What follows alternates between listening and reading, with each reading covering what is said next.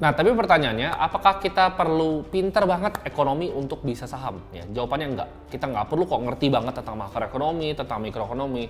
Jadi kalian jangan anggap ini seperti pelajaran yang bahasa alien gitu. Tapi gue akan coba simplifikasi hal-hal yang orang biasa ngomongin sebagai ribet. Nah, sebelum kita membeli saham, kita harus tahu bahwa instrumen aset kelas saham itu memiliki dua keuntungan. Ya. Yang pertama adalah tentunya yang kita ekspektasikan adalah capital gain, yaitu kenaikan harga sahamnya. Contohnya, saham A harganya 1000, misalnya 5 tahun lagi harganya 1500. Kita akan ada kenaikan di sana sekitar 50%. Jadi itu adalah yang kita cari, yaitu capital gain. Yang kedua adalah dividen. Karena perusahaan itu kan biasa menghasilkan profit, dan dari profit perusahaan itu antara diinvestasikan balik ke bisnisnya, atau dia bisa share buyback, atau dia lakukan yang namanya pembagian dividen ke pemegang saham.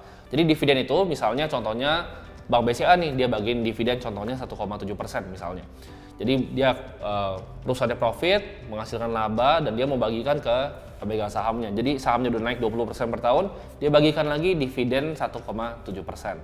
Contohnya perusahaan besar seperti Apple, seperti Google ya.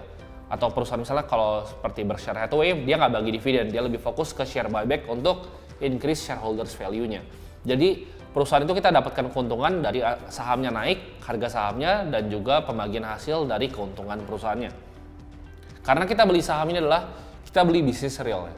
Jadi kalau kalian bayangin, kalian dari bangun tidur sampai kalian tidur lagi, itu produk yang kalian pakai semuanya ada sahamnya ya. Jadi kalau misalnya kita suka roti, ya kan sari roti itu ada sahamnya. Kayak misalnya kita suka gosok gigi pun itu banyak produk-produk Unilever di sana. Kita ngerokok di teras itu kan ada Sampurna ya kan, dan ada brand rokok-rokok lainnya. Jadi itu semua adalah perusahaan-perusahaan TBK. Even kita misalnya naik mobil ya kan, dealer mobil itu perusahaan TBK, ban mobilnya pun perusahaan TBK. Semuanya itu perusahaan-perusahaan terbuka. Even HP yang kita pegang, iPhone, Apple itu perusahaan yang kita bisa beli sahamnya. Jadi